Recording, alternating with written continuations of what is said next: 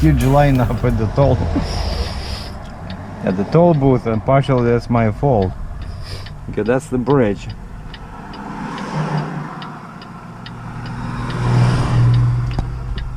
By the way, that's the one that I couldn't cross.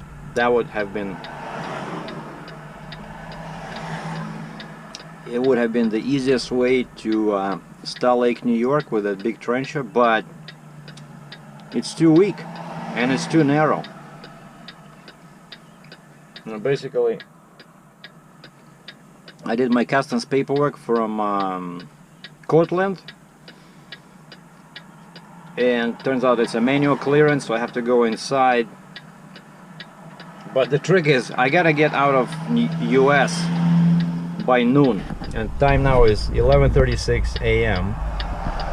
and I call the bridge before, then I stop in Watertown, right, to double check the customs paperwork, and I called the bridge, and they said, did you call us before? Like, I said, you know, I'm coming like 15-20 minutes, and they said, did you call us before? Did you arrange for an escort? And I'm like, what escort? I'm 8 feet 10 inches wide. And they said, no, all loads over 8.6 require an escort. And this bridge, you will see, it's pretty much the same bridge as in Niagara Falls. If you go through Niagara Falls in New York, on the US side, they have a couple of bridges like this. They also toll, and there's hardly any shoulder. So, but you know, I'm almost legal height. And so yeah, I talked to them, they told me what to do, and so now I come to the booth, and on the phone the guy says, you know, you'll stop at the toll booth, because he said we'll have to take you inside. You have to fill out the form. There's like a form which is kind of like a bridge permit, you know. Maybe they have it on their website somewhere, but you know, I was not aware that I have to fill out that form. And so the girl in the booth took my visa, charged me $157 US to cross the bridge, because of course they need escorts, right? Hard-working guys in clean fatigues. So instead of letting me come here, I guess they were afraid I would try to skip with this 44.5 thousand excavator. I said, can I park and I'll do the paperwork, right? She says, no, my boss says you have to do it now. And so she put down the barrier, and there's like a line. I was afraid to look in the mirror, because there's only one lane for trucks, you know. The other lane, there's 3 lanes going this way. No, maybe 2. No, actually there's a bunch of them. There's like 4 lanes. No, 2 lanes going this way, but of course they're closed, but I think sometimes they open them. No, there's 4 lanes, definitely. There's 4 lanes, but only 2 are open. 1 for trucks, 1 for cars, you know. And when she stopped me there and she gave me this form, and they want not just my name and my address, but you know, the VIN number of my truck, axle weights, spacings on each axle. You know, so I said, I have the New York permit. Like, can I give you like a copy of this? Because it has all this info, right? That's my weights, my spacings, my VIN number. But she says, no, we need this for our records. And so I'm standing there like feeling the anger in the back of my head from the people behind me. But it didn't take that long. Maybe, I don't know, maybe 10 minutes. But you know, stuff happens, right? And so now she says, they said, are you going to Canada directly, or are you stopping at customs? I'm not sure what kind of a question is that, because how can you go to Canada directly without stopping at customs? There's a country border. So this bridge, it's kind of like a weird setup. But basically there's a big river, right? There's a big river, and in the middle of that river there's an island, and US grabbed the bigger part of that island, and the smaller part they said, okay, Canadians, you know, have a go at it. So Canadians basically, this bridge is on the island, is owned by US, so you pay US dollars, right? And then you go on the island, and it's pretty big. It's like, I don't know, 10 miles, 5 miles. And at the end of the island, that's where the Canadian customs is, right? That's when you technically enter, you know, Canada. And then that bridge, I need an escort as well, and so she gave me this form with a phone number, and whereas here the phone number I called was what? I can go? Hold on. Yeah, the girl was screaming and waving in the mirror, and I said, I paid you $157, where's my escort? You know? And she says, oh, we're holding the traffic here, and the guy is holding the traffic on the other side. I said, the guy on the phone told me I need an escort over the bridge. He says, you cannot go by yourself. And I just wanted, you know, I just wanted to make sure, right? So that they don't throw me in jail. But you see how steep this bridge is? And that's the island. And this is so beautiful here, you know? Once I took a picture, once here from the bridge with a, never mind, and people did not believe me that that's not a postcard, you know? See, it's very narrow, like I have to drive like this, pretty much my left, yeah, there's like 4 inches, right? 4 inches of okay, now we're on the island. The speed is 40 miles per hour. Everything is still in miles per hour, so we're still in US. Yeah, you see, I can see the blinking lights. That's the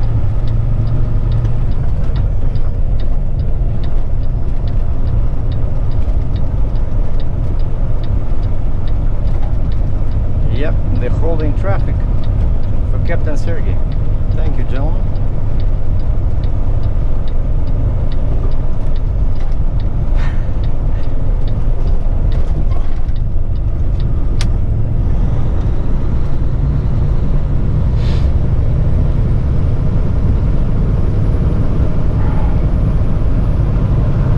Oh, these guys, they see, they drive like a cop car. Well, I see the lineup is not that big.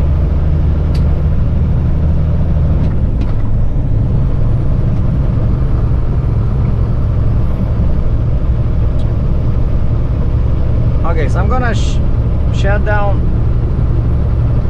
recording now, because I'll have to go inside and, you know, do my boring customs paperwork. But once I'm released,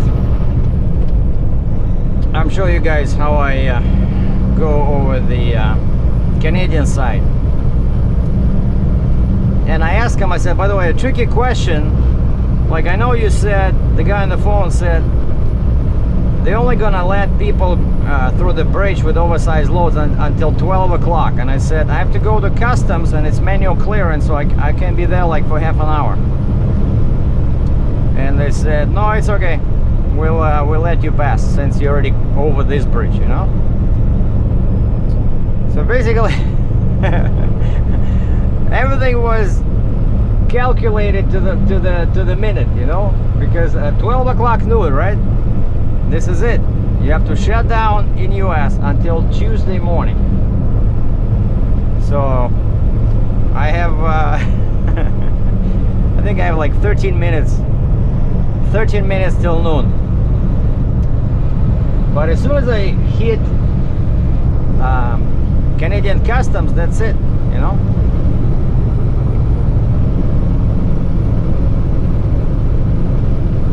Yeah, I see I don't know if you guys can see it, but the GPS, yeah, I'm on the island, you see? It's a humongous island, by the way. Lots of green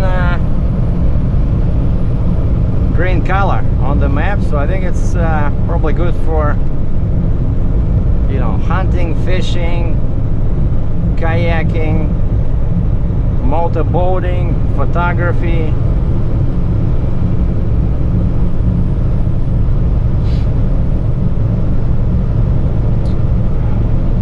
Oh, okay, you see it says last US exit. Oh wow, so that's what I gotta do. I gotta I gotta pass this exit, and that's it. Then I'm out of US.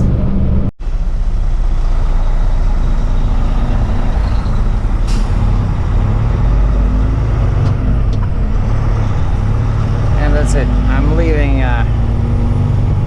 customs compound.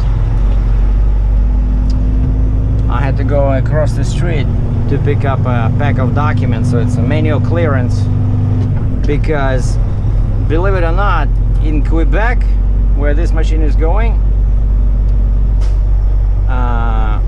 all construction machinery must have a plate. Okay?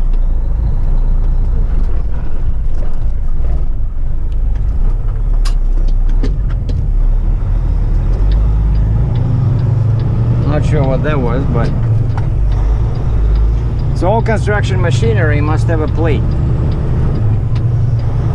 and because of that, it creates problems at the border, because they need a special form, because now it's considered like an export of a vehicle, you know, like in the rest of Canada, an excavator is not considered, you know, like a road vehicle, right?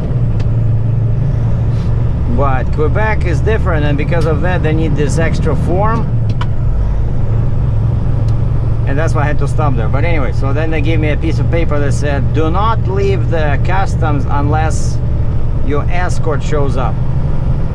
And they give me a piece of paper with a phone number, and this one already has a Canadian code 613, which is Ottawa.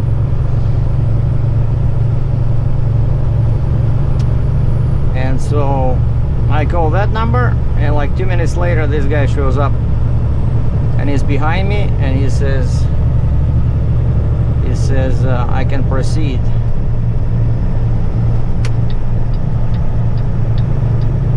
And he says just go in the middle. He says that there's not gonna be any traffic.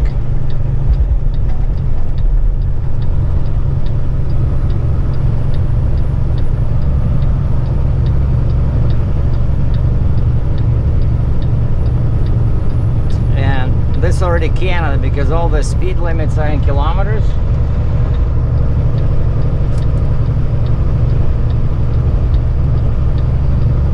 See, it says 50, and they have so many, that's what I meant, micro islands, you know, like this is so nice in here. Like, I want to know who are these super rich people that, you know, that own property at such beautiful place, you know. Look at this, the guy has a garage for his boat and everything. This is probably the most beautiful place in Ontario that I've seen, you know.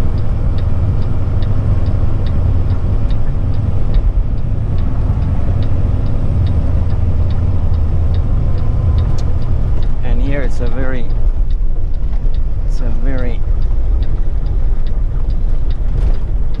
sharp curve.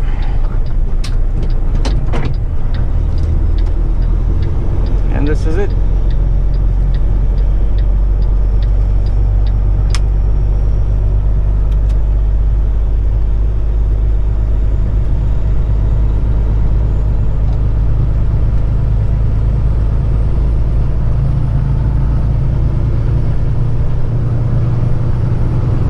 Yeah, and the guy just went and turned around, and welcome to Canada. Now this is real Canada because that was still the bridge, right? I turned off my flashing light. I don't need that in Ontario. Not required unless you drive at night.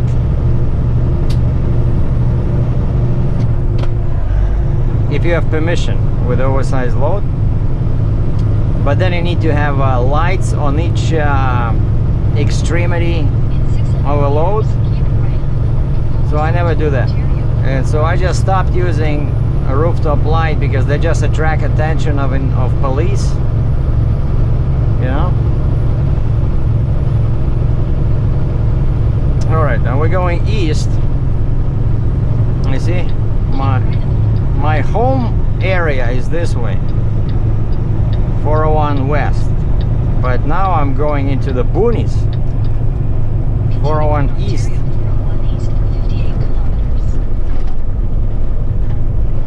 And from here it's about 300 miles to my consignee. But as I was waiting for the escort, I got an email saying that my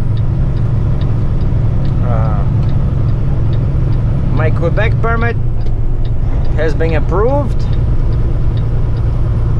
And these guys, of course, because I'm using a US company, what happens is that, you know, I guess maybe you need to know French to order permits. And so they use the Quebec company. And I see right on the permit, there's a name of another permit company. And of course now there's more fees. Now this permit, just to go from the border to consignee, so 300 miles, I see the charge of $329 Canadian, so which is not too bad. So $100 Canadian is about what, 80 bucks US, so like 240. But that just, you know, to give you an idea how that this thing can be expensive. Oh, and of course I paid $157 US at the bridge. And that's why you cannot do these, you know, cheap. There's a lot of expenses. So anyway, so check out that video I uploaded yesterday. It's pretty long, but I think it's interesting. I show how I'm working with an excavator. I show driving, and it's pretty long. It's like over 1 hour. So this was just to show you guys that bridge. I wanted to show you that view from the top. So enjoy if you're American, enjoy your Memorial Day long weekend. If you're Canadian, sorry buddy, you gotta keep working after the weekend is over. Thanks for watching.